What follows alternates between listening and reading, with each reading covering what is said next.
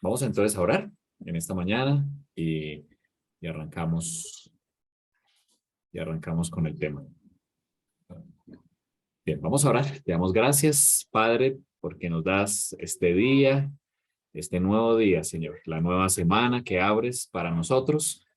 Así como lo hacemos en cada Havdalah, al ser el cierre de Shabbat, Señor, hoy pedimos que prosperes nuestros caminos, que nos salves a todos los que estamos aquí. Que así como David tenía éxito en todo lo que hacía, así como bendijiste a Noah, a Noé en todo lo que hacía, así como bendijiste a José, que en todo lo que hacía era prosperado, también esta semana sea próspera para todos nosotros, Señor. Danos tu espíritu, queremos refugiarnos cada día en la Torá, sabiendo, Señor, que es dulce como la miel, como lo menciona el Salmo 119, y crecer en el conocimiento, Señor. Gracias porque nos has permitido volver a las sendas antiguas, como lo menciona Jeremías, para poder entender cómo vivió el Mesías, Yeshua, y de la misma manera también queremos ser sus discípulos, Señor. Haznos discípulos, Señor. Perdona nuestros pecados y nos aferramos a ti. Y bendecimos, Señor, el estudio de la Torá y también las palabras del Brit Hadashah, del pacto renovado, a través del Mesías Yeshua que nos has dejado para nosotros, a través del Nuevo Testamento. En el nombre de tu Hijo Yeshua, amén. Muy bien, hoy es 4 del mes cuarto, hoy es 4 del mes 4. Quiero contarles algo histórico primero. Un día como ayer, 3 del mes cuarto, que se llama Tamuz. En el mes cuarto, el día 3, un día como hoy, sucedió lo que está en Josué. Vamos a Josué, capítulo 9. Josué, capítulo 9. Josué estaba librando guerras, ya estaba librando las guerras, se había tomado Jericó, había tomado Jai. Los gabaonitas se habían unido en un pacto de paz engañoso, pero se habían unido.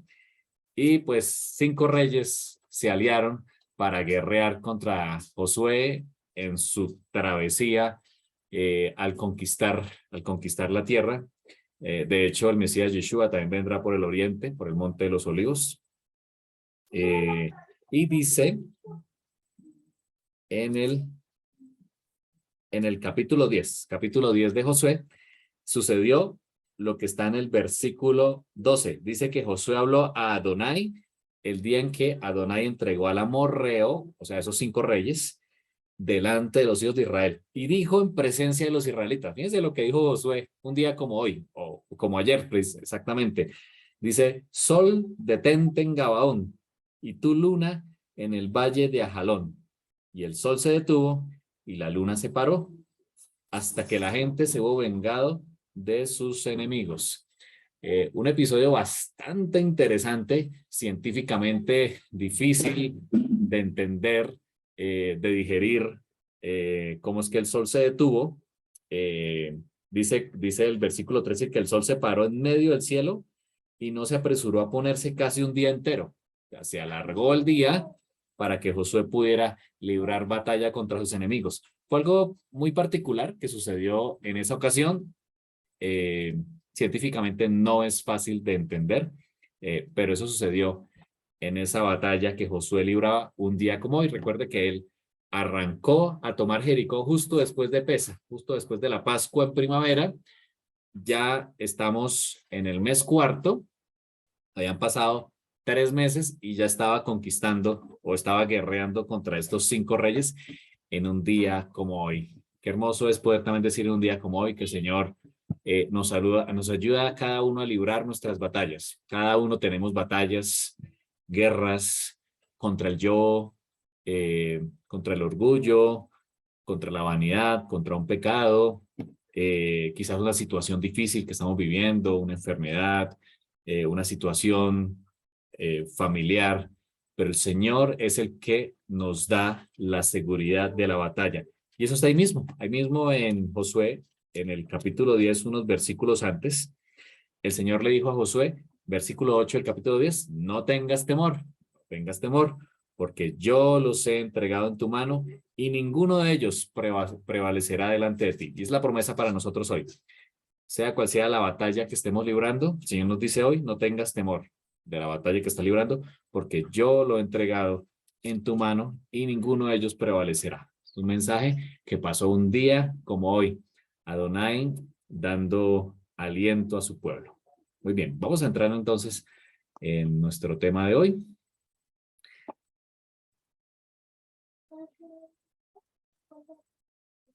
Aquí ya estamos. Aquí ya estamos en Juan. Vamos a ubicarnos en el libro del Yohanan, el libro de los secretos.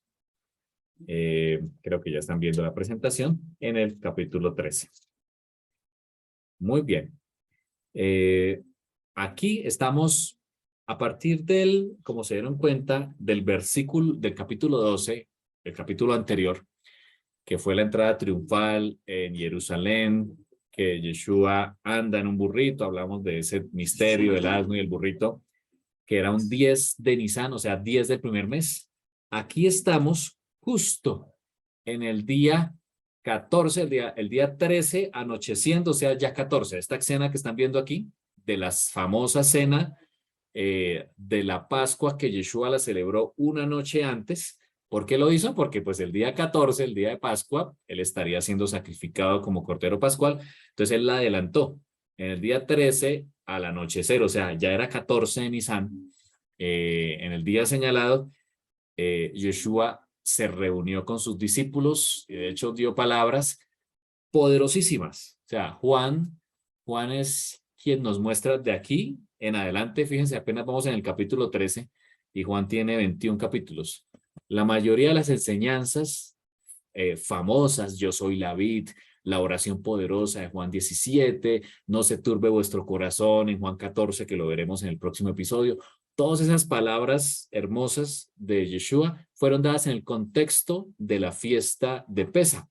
Justo antes de su muerte, Yeshua pronunció palabras de vida hermosas que quedaron registradas en el libro de Juan principalmente, y que pues son aliento también para nosotros. Así que estamos ubicados en un 13 de Nisan al anochecer, digamos que ya es 14 porque ya se puso el sol, y aquí está Yeshua con sus discípulos. Versículo 1 dice, antes de la fiesta de la Pascua, precisamente ese día, sabiendo Yeshua que su hora había llegado, dice, para que pasase de este mundo al Padre, como había amado a los suyos que estaban en el mundo, los amó hasta el fin. Ya, qué precioso versículo que nos muestra tantas cosas. Lo primero es que cuando dice que sabiendo Yeshua que su hora había llegado su hora. Y de hecho recordamos en episodios anteriores en Juan, cuando María o Miriam, su mamá, le pide que ayude en algo, se le acabó el vino en la fiesta de Caná de Galilea. Yeshua pronunció en varias ocasiones esa frase, mujer, mi hora no ha llegado. Después, cuando intentaron sus hermanos que subiera a una fiesta de Sukkot, y Yeshua, lo vimos ahí anteriormente en Juan 7, que Yeshua entró y lo hizo silenciosamente, llegó a la mitad de la fiesta, a propósito, como lo vimos allí, y lo quisieron prender. Yeshua también pronunció, mi hora no ha llegado. A sus hermanos que le pidieron que se manifestara en esa fiesta, él les dijo, mi hora no ha llegado, no era el momento. ¿Eso qué nos quiere decir? ¿Qué mensaje hay detrás de todo esto? Que el Señor tiene tiempos, que hay tiempos señalados por el Señor.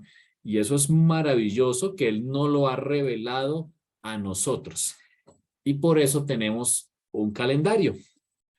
¿De dónde nace el calendario? Porque es que el Señor tiene fechas, tiene tiempos designados. Si vamos al relato de Génesis, ahí en sus Biblias, ese no lo tengo aquí proyectado, Génesis capítulo 1, versículo 14, justo en el día cuarto, cuando arranca el día cuarto, dijo Dios, haya lumbreras en la expansión de los cielos para separar el día y la noche. Aquí se refiere al sol y la luna. Y sirvan de señales para las estaciones. Esa palabra estaciones en español si la buscamos, si usted la busca en cualquier traductor hebreo que hay actualmente en Internet, o si usted tiene una Biblia hebrea, va a ver que el nombre hebreo es Moed o Moedim. Moed o Moedim significa reunión, significa festividad o significa tiempo señalado. Así que el Señor dejó el sol y la luna eh, para separar no solamente el día y la noche, que de hecho sabemos cuando llega el Shabbat, se oculta el sol, salen dos testigos, dos estrellas y sabemos que arranca el Shabbat, pero también dejó el sol y la luna para señalar los tiempos designados. De hecho, sabemos que arranca un nuevo mes y mandamos nuestro mensaje de Rosh Hodesh o bendiciones en el nuevo mes cuando tenemos luna nueva. Cada vez que hay luna nueva, arranca un mes hebreo nuevo. De la misma manera, el Señor dejó la luna y el sol para marcar todas las estaciones. Aquí hemos traído un prototipo de calendario hebreo donde aquí vemos precisamente el mes de Nisan, aquí el día 14 la Pascua, ahí está Yeshua con sus discípulos cenando justo antes de su crucifixión. En esta época es donde vienen las primeras lluvias, las lluvias tardías, empieza la recolección de la cebada, que es la que el sacerdote mece en primeros frutos. Vemos también que en ese mismo mes de Nisan, del 15 al 21, es la fiesta de los panes sin levadura, ya lo hemos hablado antes, y las primicias. Tenemos también el 6 de Sivan, la fiesta del Pentecostés o el Shavuot, que de hecho lo celebramos presencialmente con algunos de ustedes, donde ya se traen los primeros frutos de trigo, también se cosechan las brevas. Luego vienen los meses del verano, que es lo que estamos precisamente en este momento del año. Estamos en este mes cuarto, hoy es 4 del mes cuarto, donde empieza el verano en Israel y los países del norte. Y finalmente, después del verano, vienen las festividades del otoño, y aquí viene el primero de Tisri, el toque de trompeta o el Yom Teruah o el día de trompetas, que es el único día que se marca con la luna. Es el día oscuro, que no se sabe el día ni la hora, porque dependemos de la luna. El día 10, el día de expiación, del 15 al 21, fiesta de cabañas, terminando en el día 22. El Señor tiene unos tiempos señalados, tiene unas citas. Tenemos una cita diaria con Él, cada día levantarnos. Tenemos una cita semanal en el Shabbat para encontrarnos con Él. Tenemos una cita mensual. Hay una cita mensual en el Rosh Hodesh. Es un momento de poder hablar con el Señor y dedicar nuestras vidas en el nuevo mes. De hecho, Isaías muestra que de luna nueva en luna nueva y de Shabbat en Shabbat iremos todos a adorar al Señor cuando Él venga en su reino. Así que será también una cita en luna nueva. Pero también existen las Moedim o las festividades donde también el Señor quiere encontrarse con nosotros. Es tan así que Zacarías capítulo 11 menciona que después de que Yeshua vuelva a la tierra y establezca su reino, los sobrevivientes tendremos que ir, o los reinos tendrán que ir a Jerusalén a la fiesta de Sukkot todos los años, y el que no vaya a la fiesta de Sukkot no habrá lluvia. Eso dice Zacarías capítulo 11. Así que el Señor tiene tiempos. Por eso aquí Lucas 22, como acabamos de leer en Juan capítulo 13, hay un tiempo. De hecho, en Lucas 22:14 también lo señala. Cuando llegó la hora, se sentó a la mesa con él y los apóstoles. O sea, el Señor tiene unos tiempos designados y nos ha dejado un calendario precisamente para que nosotros podamos guiarnos y poder reunirnos con Él. Fue en un Pentecostés que los discípulos estaban reunidos, unánimes, celebrando Shavuot, que descendió el Espíritu del Señor, el Ruach HaKodesh. Él tiene unas citas y cuando tú asistes a las citas, eres bendecido. Juan 12, 23 y 24, que lo leímos en la clase anterior, Yeshua les respondió diciendo, ha llegado la hora para que el Hijo del Hombre sea glorificado. ¿En qué momento lo dijo? Ya lo leímos la vez pasada, cuando se le acercan los israelitas de la dispersión en Grecia, que les llamaban griegos, y él se da cuenta que la novia que tenía carta de divorcio ha vuelto, ha cumplido Jeremías 3, y por eso él dice estas palabras: no me puedo acercar, pero tengo que ser glorificado para poder dar un novio a esta novia. En verdad os digo que si el grano de trigo no cae en tierra y muere, queda él solo, pero si muere, produce mucho fruto. Mateo 26:45 también lo dice. Entonces vino a los discípulos y les dijo: ¿todavía estáis durmiendo y descansando? Esto en ocasión del Getsemaní. Él dijo: he aquí, ha llegado la hora. Ahí ha llegado su tiempo. O sea, Yeshua no podía morir en otra época. Yeshua tiene que morir un 14 de Nisan, porque es el que señalaba el Pésach o la Pascua. Por eso, en cada 14 de Nisan nos reunimos, es el momento del Moedín, para recordar y anunciar, como él dice, anunciar su muerte a través del pan sin levadura y el vino. Es la fiesta señalada por el Señor. Éxodo 12:6 dice: lo guardaréis hasta el día 14 de este mes. Esa era lo que el Dios les dijo a nuestro pueblo Israel, que debían guardar el cordero hasta el día 14. Y dice: y lo inmolará toda la congregación, toda la congregación. Y así como toda la congregación inmolaba año tras año el Cordero Pascual, cuando Yeshua vino, pues también fue toda la congregación quien lo inmoló. Inclusive, en la misma hora del sacrificio, por eso Yeshua hablaba de la hora, en la misma hora del sacrificio, entre las dos tardes, es decir, al atardecer, en la hora del sacrificio es en la hora novena, lo muestran los evangelistas también, que en la hora novena Yeshua muere. Justo en ese momento, en la hora, cuando se hacía el sacrificio pascual, Yeshua murió. El Señor tiene tiempos. De la misma manera que haciendo los cálculos, encontramos que Yeshua nace en la fiesta de las cabañas o de las enramadas, y nace en una enramada que llamamos pesebre.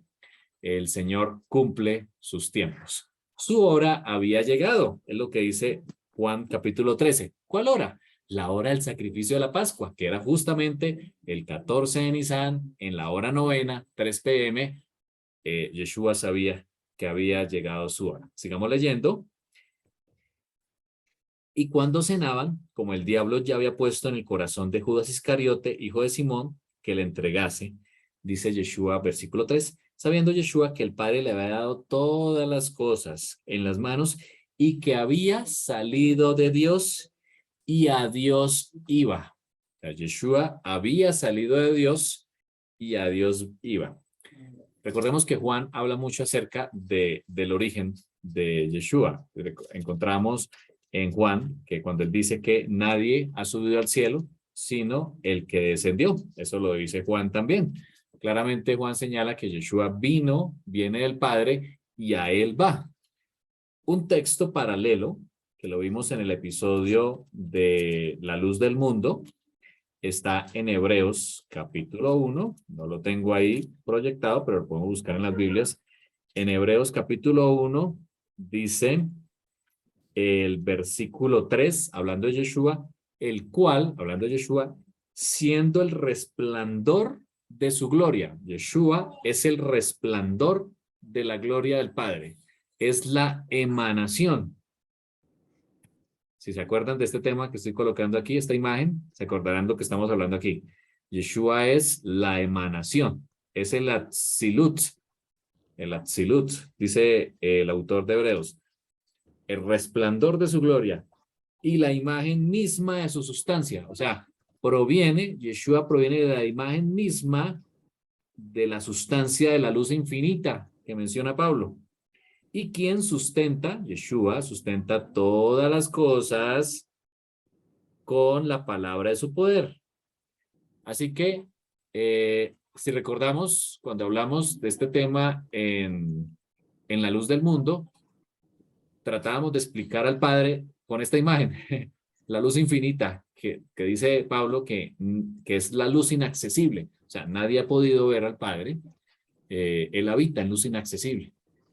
Y de hecho lo ocupa todo, el Padre lo ocupa todo, no hay nada. Aquí tenemos un límite en nuestra pantalla, pero el Padre lo ocupa todo.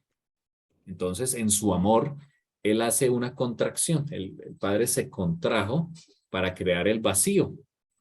A ese vacío nosotros lo llamamos universo. como el Padre se contrae, pues en el universo, pues va a haber oscuridad, ya no está Él, ¿cierto? Él se contrajo. Hay oscuridad, por supuesto hay pecado, hay libre albedrío, pero también empieza a haber movimiento, ¿cierto? Distancia y tiempo, porque el Padre donde está, pues no está sobre el tiempo. En cambio, en el espacio que Él hace, pues ahí crea el espacio y el tiempo. Y en su amor, dice Hebreos, Él hace una emanación. Él hace una emanación, una tzilut. Por eso Juan, Pablo y el autor de Hebreos vemos que están diciendo que Yeshua es el resplandor de su gloria. Es la misma sustancia, es el Padre que hace una emanación. Tiene que ser una emanación o un resplandor, porque si el Padre entra nuevamente aquí al universo, pues nuevamente lo ocupa todo. Vuelve a estar así. Por eso Él hace una emanación, que es su Hijo, que es su Hijo. Por eso decimos que el Padre y el Hijo son uno solo, son el mismo Dios. Yeshua es la emanación, la memra, ¿cierto? El Ben Elohim, el Sarapanim, o el príncipe del rostro, que el Brit Hadashah o el Nuevo Testamento nos explica muy bien la sustancia del Mesías Yeshua. Así que por eso es que Juan, volviendo a Juan, en el capítulo 13, dice que él había salido de Dios, claramente. Yeshua sale de Dios en la misma sustancia, es su emanación, es el resplandor de su gloria para estar en el universo. Y de hecho aquí es donde Yeshua crea todas las cosas, incluyendo nuestro planeta, y sustenta todas las cosas. Él es el rey. Yeshua es el rey. No se mueve nada, un ápice. Eh, eh, dice que él ve hasta los pájaros que caen en tierra sin que Yeshua lo sepa. Fíjense que el símil con José en Egipto, que dicen que nadie levantaba su mano ni su pie en Egipto sin que José estuviera al mando. Él era el Señor de la tierra, lo llaman ahí Génesis. Bueno, es el símil de Yeshua. Yeshua es el gobernante, es el rey, ¿sí? Es el Melech. Y vendrá a esta tierra con vara de hierro, vendrá a ejercer su dominio como esa roca que cae en la estatua de Daniel y cubre toda la tierra, vendrá a ejercer dominio en la tierra. Y por eso, aquí en el versículo 3 de Juan 13, dice que había salido a Dios y a Dios iba. Y se levantó de la cena, aquí hay una parte muy importante que hace Yeshua en la cena, preciosísima, una imagen preciosísima que hace Yeshua. Él se levanta de la cena, él estaba allí con sus discípulos, él se pone de pie y dice la escritura en el versículo 4 que se quitó su manto. ¿Cuál manto? Yeshua tenía un manto. De acuerdo a la escritura y en el pensamiento hebreo, para hacer la oración, desde el pensamiento hebreo, tú te cubres. Fíjense que en nuestro pensamiento griego, si tú entras con una gorra a una iglesia, tú te la quitas. En el pensamiento griego nos descubrimos la cabeza para entrar en la presencia. En el pensamiento hebreo es lo contrario, nos cubrimos para estar en la presencia del Señor. Y Yeshua tenía, dice la escritura, tenía un manto y se lo quitó. Y lo que hizo fue ponerse una toalla y se la ciñó. Ahora, vamos a hablar un poquito de ese manto de Yeshua. Aquí está, aquí tenemos una imagen de Yeshua con su manto. ¿Qué manto era el que tenía Yeshua puesto? Realmente el manto viene de un mandamiento de la Torá y lo representaba aquí, representado en Deuteronomio 22:12. En Deuteronomio 22:12 dice la escritura que el mandamiento es que debían hacer flecos en las 4 puntas del manto con el que te cubras. Aquí vemos una imagen de Yeshua con su manto de oración y fíjense que tiene unos flecos. En hebreo lo llamamos tzitzit. Esos flecos tienen, y de acuerdo a la Torah, tienen el objetivo de recordar al varón los mandamientos, de acordarse de los mandamientos. Es un ejercicio de cada día cuando está orando, recordar los mandamientos, la Ketubá, la carta de amor, ¿cierto? Que el Señor entregó en Sinaí a nosotros, a su pueblo.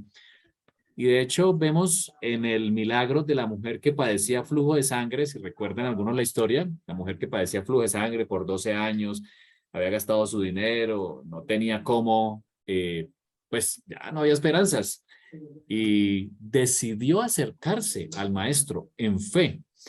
Fíjense que ella, fíjense varias cosas aquí en el pensamiento hebreo. Esta mujer tenía flujo de sangre continuo, así que en el pensamiento hebreo estaba impura y no podía acercarse al santuario. Es más, no podía acercarse a un rabino, porque los rabinos entraban al templo, tenían que permanecer puros para poder entrar al templo.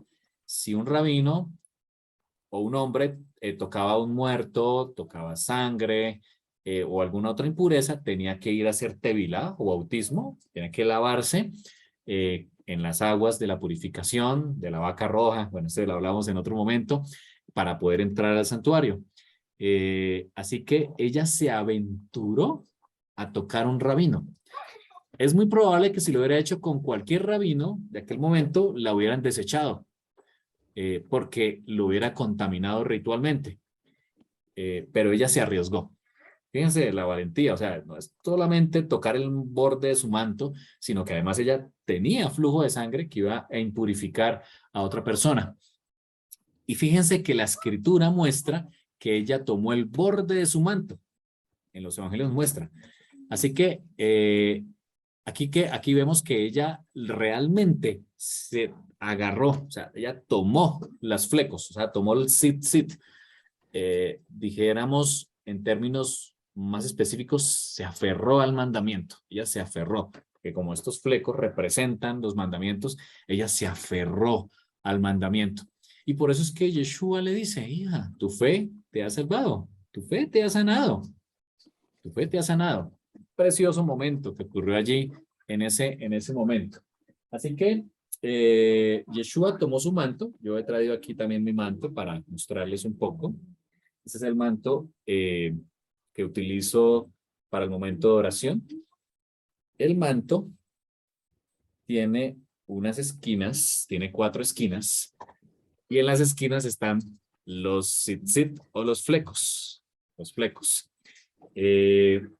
Cuando hacemos la oración, muy probablemente Yeshua, ahí donde lo ven en la imagen, estaba orando. Él tenía puesto su manto de oración, ¿cierto? Y estaba orando al Señor. Yo también tengo mi manto de oración. Probablemente Yeshua estaba orando en ese momento y por eso se cubre. En el pensamiento hebreo te cubres cuando te pones tu manto de oración. Y Yeshua hace algo extraordinario que no hubiera hecho otro rabino en ese momento. Él se quita el manto de oración, el manto que lo designaba como el rabino, como el líder espiritual, ¿cierto? Esa posición. Él se despoja del manto de oración y se ciñe a su cintura una toalla. Esto es increíble, o sea, esto es impresionante. Creo que la mejor forma de ilustrar el texto de Pablo cuando dice que haya pues en vosotros el mismo sentir que hubo en Yeshua HaMashiach, el cual siendo en forma de Dios, ya lo vimos, ¿cierto? En forma de Dios aquí, ¿cierto? Luz inaccesible, ¿cierto? De la emanación. No estimó el ser esa emanación, no estimó el ser igual a Dios. Claro, él era el resplandor de su sustancia, la imagen misma de su sustancia, sino que se despojó. Y aquí Yeshua lo hace en ese 14 de Nisan, se quita el manto de oración y se ciñe la toalla con la que va a alabar a sus discípulos. Dice la escritura, Pablo sigue diciendo, sino que se despojó a sí mismo, tomando forma de siervo. Y justo en este momento, Yeshua tomó forma de siervo. Él actuó como siervo. ¿Qué hizo Yeshua? Creo que todos conocemos la historia en el capítulo 13. Dice que puso agua, versículo 5, en un lebrillo y comenzó a lavar los pies de los discípulos y a enjuagarlos con la toalla que estaba ceñido. La toalla que tenía allí, aquí en esta imagen alcanzan a ver con esa toalla que tenía en la cintura, iba secando los pies de sus discípulos. Ahora, metámonos también en el contexto que tenemos aquí. Por supuesto que los pies estaban sucios por el camino, se andaba en sandalias, los pies se ensuciaban por el camino, habían terrenos polvorosos, en la tierra de Judea está el desierto de Judea, pues se llena de polvo los pies, si hay lluvias pues se llenan de barro, así que los pies permanecían sucios.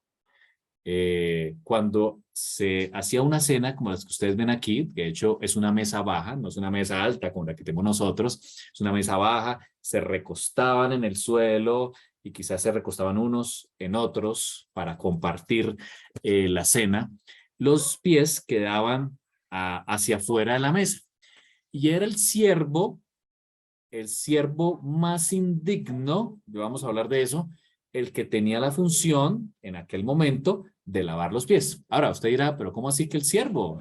¿Cómo así que el esclavo? La Torá y Yeshua hablándonos que había esclavos. Sí, recuerden Éxodo 21, cuando hablamos de las leyes del Mishpatín, hace un año aproximadamente, encontramos que cuando una persona hacía un agravio, una ofensa, un robo otra acción contra su prójimo, tenía que no solamente arrepentirse, sino tenía que devolverle restituir, es la mejor palabra, restituir lo que había hecho, tenía que devolverle. Si le robó un asno, pues tenía que devolverle el asno en las condiciones.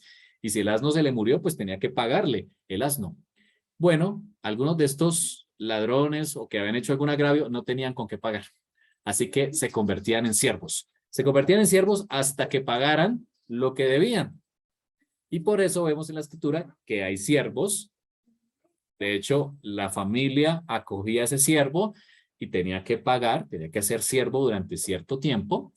En el séptimo año, sabemos que cada 7 años, en el año mitad o en el año del año sabático, los siervos podrían decidir quedar libres o permanecer en la casa de sus amos.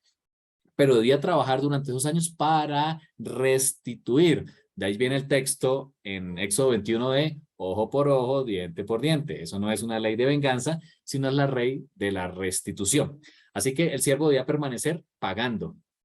Y el siervo que más debía, el siervo que había cometido agravios peores y que pues tenía que pagar una gran suma de años como esclavo, ese era el siervo más indigno y era el que lavaba los pies. Así que vemos algo interesante aquí en el texto de Juan 13, que así como Pablo lo muestra, que él se despojó de sí mismo tomando forma de siervo. Eso está en Filipenses capítulo 2, versículo 7.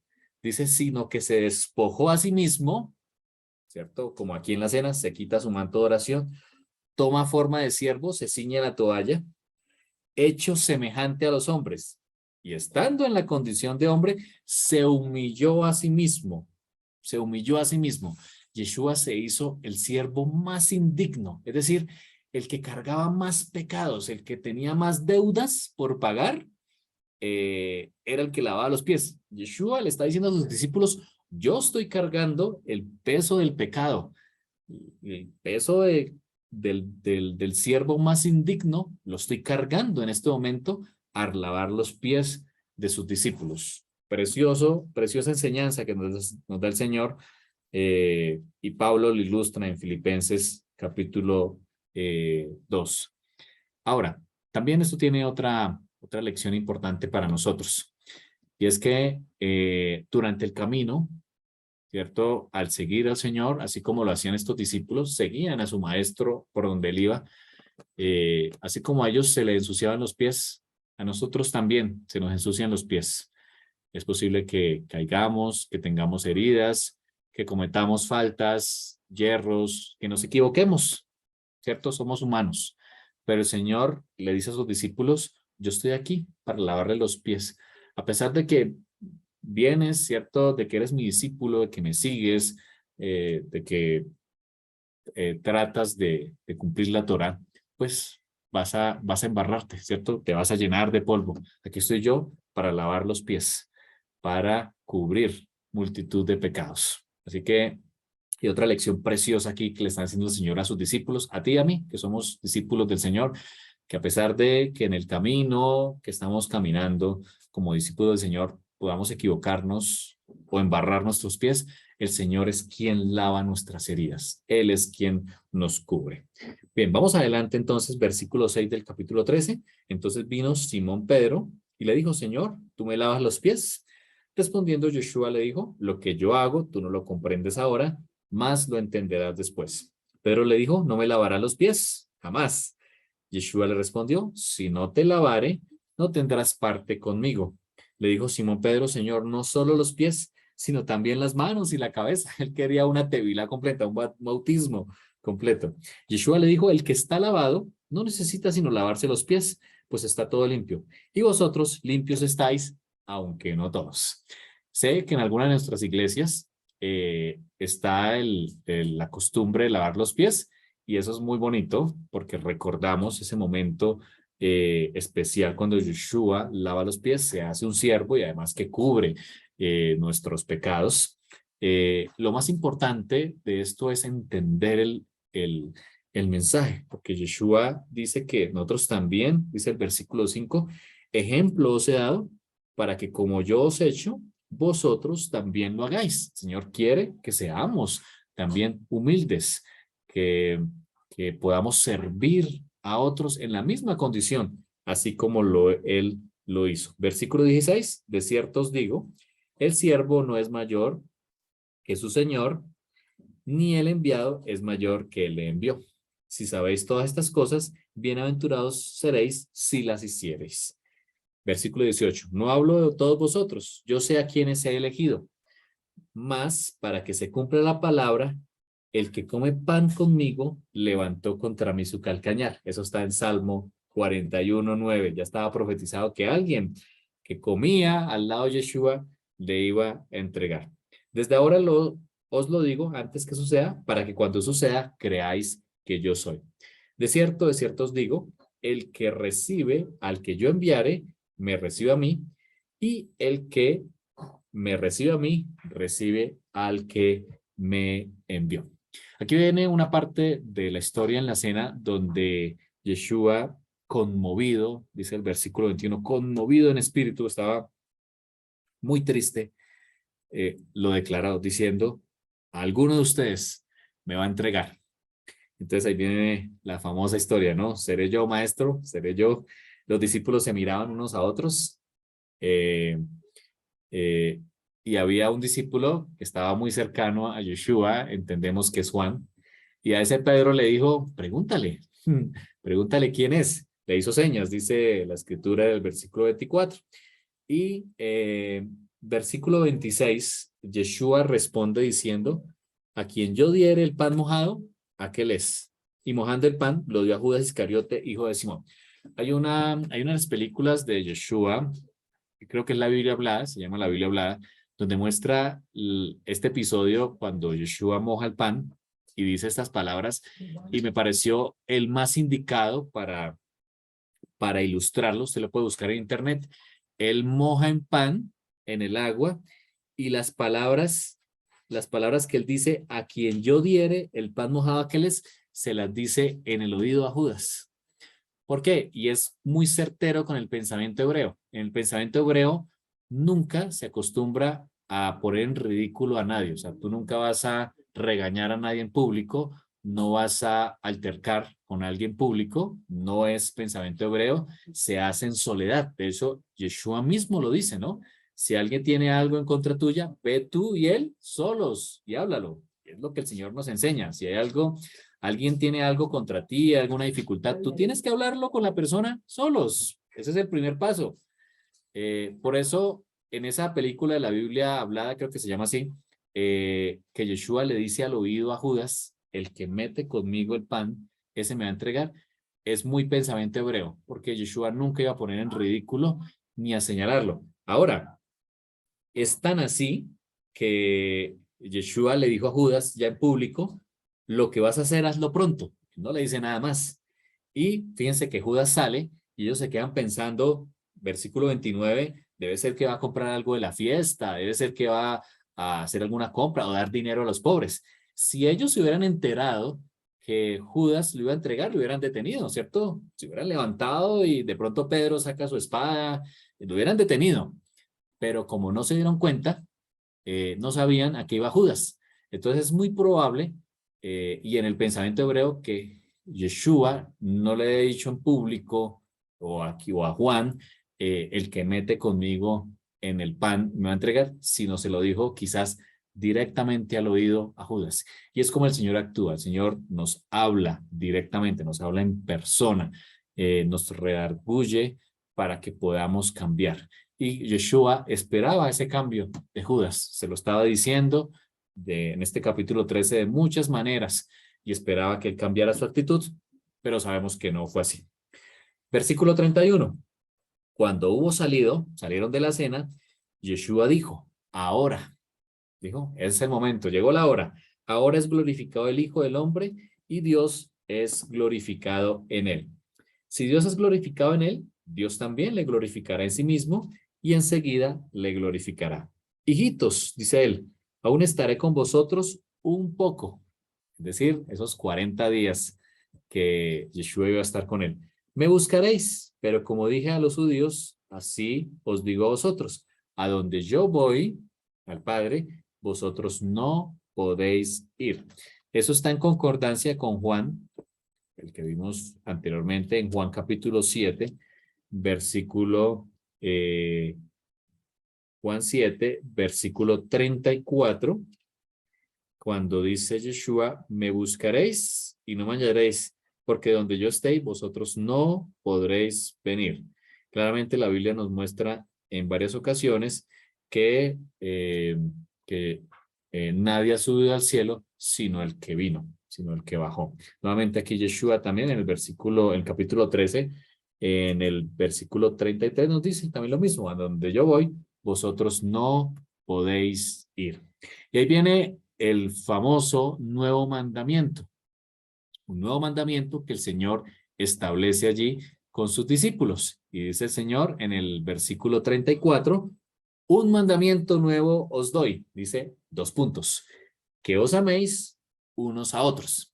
Ahora, la pregunta es, ¿el mandamiento que os améis unos a otros era un nuevo mandamiento? La respuesta es no, ya estaba en la Torá. En Levítico 19:18, muy conocido este mandamiento, que al que todos los cristianos estamos de acuerdo, dice Levítico 19:18 en la Torá, no te vengarás ni guardarás rencor a los hijos de tu pueblo, sino amarás a tu prójimo como a ti mismo. Ya estaba en la Torá. Y Yeshua mismo dijo en Mateo 5 que él no había venido a abrogar la Torá, sino a cumplirlo. Dice la Escritura, amarás a tu prójimo como mismo, yo Adonai. Entonces, ¿dónde está el nuevo mandamiento?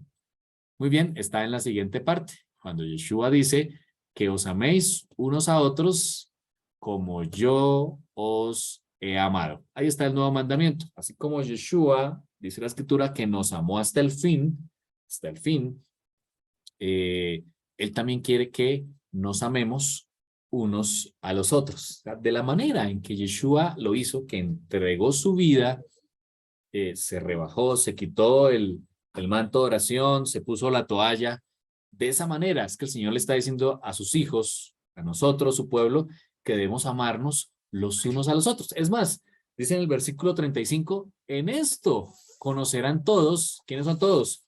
Los demás que nos ven, a quienes somos discípulos o estudiantes de Torá. En esto conocerán todos que ustedes son mis discípulos, si tuvieres amor los unos por los otros. O sea, la mayor muestra de que somos discípulos de Yeshua es que nos amemos los unos a los otros.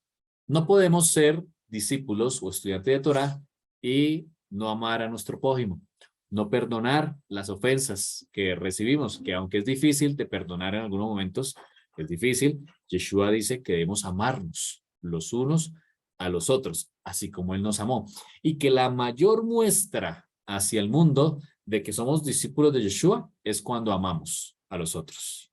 Ese es el nuevo mandamiento que Yeshua estableció cuando vino a la tierra, que le añadió, la completó a la Torá diciendo, así como yo os he amado, ustedes también tienen que amarse. La Torá decía, amarás a tu prójimo como a ti mismo. ¿Sí? Yeshua ahora nos pide que amemos así como Él nos amó a nosotros. Y por eso se rebajó y tomó forma de siervo. Finaliza el capítulo, ya con esto terminamos. Le dijo Simón Pedro, Señor, ¿a dónde vas? Jesús le respondió, a donde yo voy no me puedes seguir ahora, más me seguirás después. Me dijo, Señor, ¿por qué no te puedo seguir ahora? Mi vida pondré por ti, le dijo Pedro a Yeshua. Y ahí viene el famoso texto de Yeshua cuando dice, tu vida pondrás por mí. De cierto te digo, que no cantará el gallo sin que me hayas negado 3 veces. Vamos a hablar un poquitico para terminar en estos minutos que nos quedan acerca de este texto último del capítulo 13, cuando Yeshua le dice a Pedro que no cantaría el gallo sin que me hayas negado 3 veces. Ahora, aquí hay muchas versiones con respecto al gallo. Efectivamente pudo haber un gallo en Israel, puede haber gallos en aquel momento y al que se refiere el autor del libro de Juan, pero no solamente a él se le llamaba el gallo. Y vamos a irnos un poco al pensamiento hebreo para escudriñar también otra opción, que quizás no fue un gallo, sino fue otro tipo de gallo el que debía cantar justo a esa hora. Estoy leyendo aquí esto es literatura judía, la Mishnah Baba Gamma 7:7. Fíjense lo que están diciendo aquí, eso es de ese momento. Dice, no se puede cuidar ganado menor en la tierra de Israel, o sea, debido a que destroza los campos sembrados. Bueno, eso es normal, ¿no? Pero en Siria, en los desiertos de Israel, sí. O sea, en los desiertos de Israel, allá es donde se criaba el ganado. Por eso no, las ovejas no se criaban en Jerusalén, sino hacia Belén, en las montañas de Belén, los pastores levitas criaban a las ovejas. Muy probablemente a esos pastores levitas fue cuando vieron los ángeles y que anunciaron el nacimiento de Yeshua allá en el otoño de ese año. ¿Por qué? Porque la razón está aquí. No se puede criar gallinas en Jerusalén a causa de las cosas santas. ¿Por qué? Porque como la gallina va escarbando, ¿cierto? Va escarbando y el templo estaba allí. El templo tenía unas leyes muy específicas de purificación. O sea, nadie podía entrar impuro, incircunciso o haber tocado un muerto o haber tocado un animal inmundo muerto también sin antes hacer tevilá en las aguas de la purificación. Sigue diciendo aquí, las comidas santas que pueden manchar las gallinas con su pico. A eso se refiere esta literatura judía. Ni lo pueden hacer los sacerdotes en todo el territorio de Israel por razón de las leyes que conciernen a los alimentos puros. Así que, así como los gallos y las gallinas, como andan picoteando por todos lados, podían manchar, ¿cierto?, los alimentos que eran utilizados, o sea, que se podían comer o que se podía impurificar algo, trataban de no tener ganado menor alrededor de Jerusalén. Eso puede ser cierto, de hecho, por eso vemos que se criaba ganado hacia las afueras, en el desierto de Judea, en el suroeste o hacia el sur, hacia Belén. Ahora, vamos a ver aquí un símil de cuál podía ser también ese gallo que cantaba en el templo. Perdón un segundito. Dice, los levitas servían en el templo. Aquí vemos una imagen del templo en la parte de abajo. Y estaban totalmente organizados. Existían 15 funcionarios, de los cuales eran los encargados de hacer funcionar el área que les correspondía. Ya, los levitas estaban organizados por turnos para poder ministrar. El levita es el que abre la puerta, el que barre las afueras del templo. Los levitas son los que cantan. Los levitas son los que recogen las ofrendas, inclusive el dinero también, el maaser, el diezmo, que el maaser ya sabemos que es comida, son los que sirven en el templo. Diríamos hoy, pues todos los que servimos en una congregación, que abrimos la puerta, ¿cierto? Que cuidamos desde el que está en la puerta, el que canta, el que sirve, todos eran funciones que hacían antiguamente exclusivamente los levitas.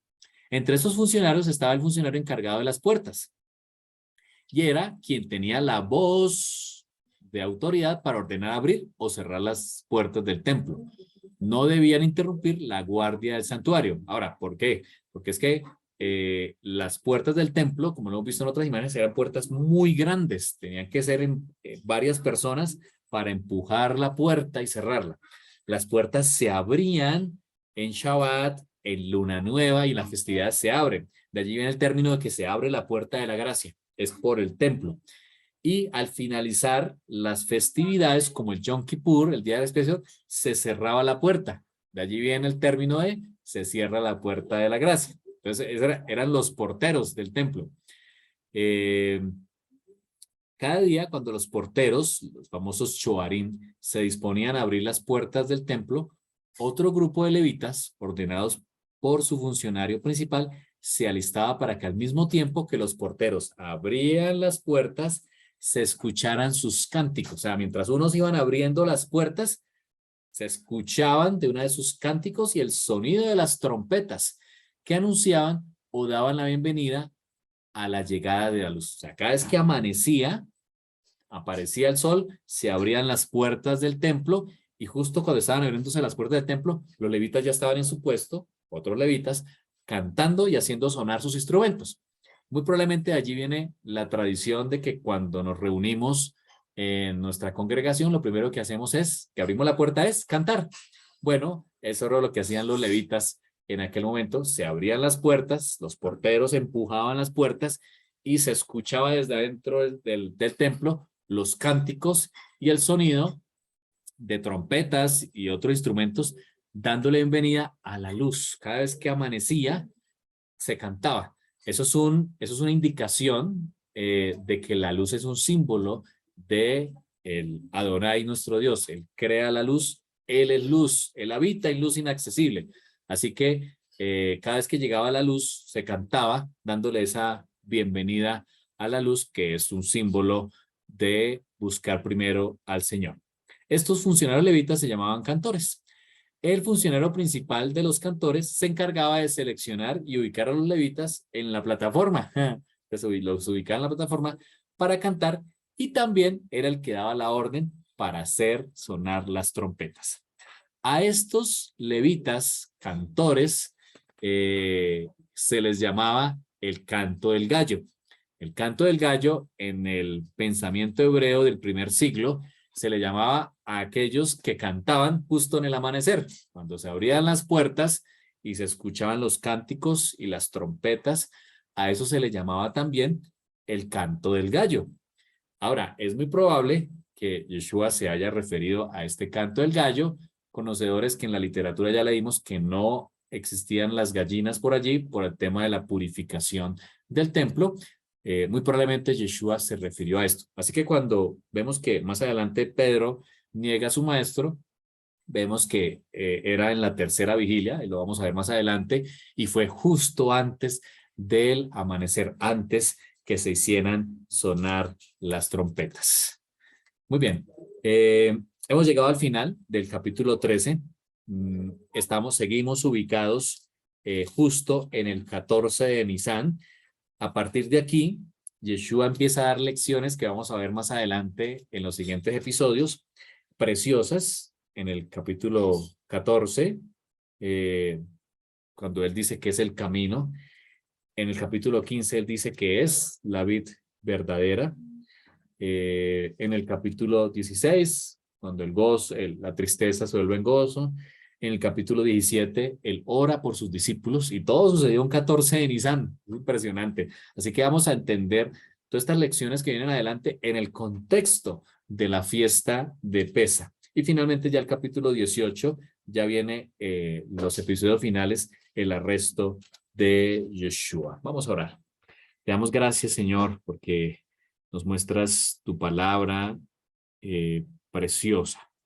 Gracias, Señor, porque a través del Mesías Yeshua entendemos que Él no estimó el ser igual a Dios como cosa que aferrarse, sino que se despojó, incluso de su manto de oración, y se puso la toalla como el siervo más indigno, el que debía más restitución al otro.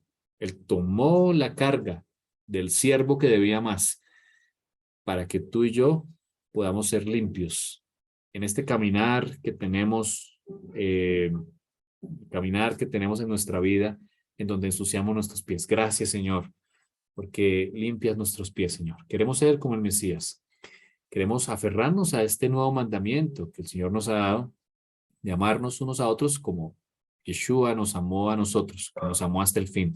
Que otros vean en nosotros que somos diferentes, que somos seguidores, que somos talmín o discípulos del Mesías cuando amamos a otros. Señor, enséñanos.